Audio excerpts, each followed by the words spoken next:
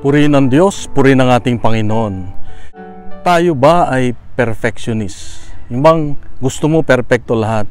At okay naman dahil ito'y makakamit mo ang isang maayos, magandang resulta, kalidad na trabaho. Sa Ebanghelyo ngayon makita natin na isang lalaki ang nagtanong kay Jesus, ano pa ang dapat kong gawin upang makamit ko ang buhay na walang hanggan?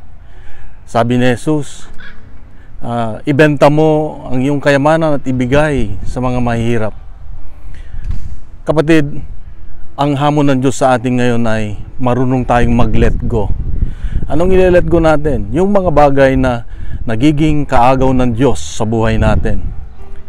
Maaring hindi yung kayamanan ang nagiging kaagaw ng Diyos. Mapagbigay ka, kaya lang pag nagbibigay ka ay pakitang tao lamang at para sa iyo lang.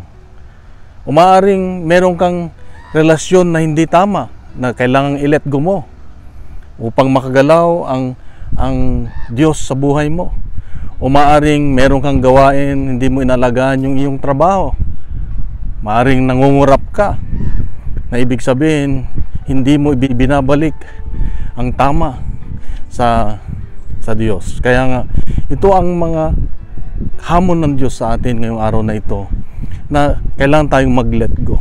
I-let go natin yung mga nagiging kaagaw niya para maranasan natin ang isang buhay na ganap at kasaya-saya. Sabi nga, lupa man ay langit na rin. Paano yun mangyayari kung nakakaranas ka ng isang buhay na may kaganapan, may kagalakan, may kapayapaan, punong-puno ng pagmamahal? Ibig sabihin, dito pa lang sa lupa ay nararanasan mo na yung buhay na walang hanggan, isang buhay na may kaganapan. Di ba ito yung inaasam natin sa buhay lagi? Hinahanap natin ang buhay na may kaganapan.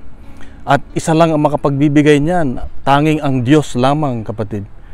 Kung hinahanap natin, tanging si Jesus lamang. Kaya dapat ito ang pag-igihan natin sa buhay natin. Meron man o wala tayong mga kayamanan, pero ang pinakamahalaga sa atin, ang kayamanan natin ay si Jesus, na lagi nating kasama sa ating buhay. Then magiging merong kaganapan ang ating buhay. Kapatid, ito ang paalala ng Diyos sa iyo at sa akin ngayon. Mahal tayo ng Diyos, mahal ka ng Diyos. Kaya pagkalat natin ang mabuting balita. Isang mapagpalang Lunes sa iyo at sa iyong mga mahal sa buhay, kapatid. God bless at pagpalain ang buong linggo natin.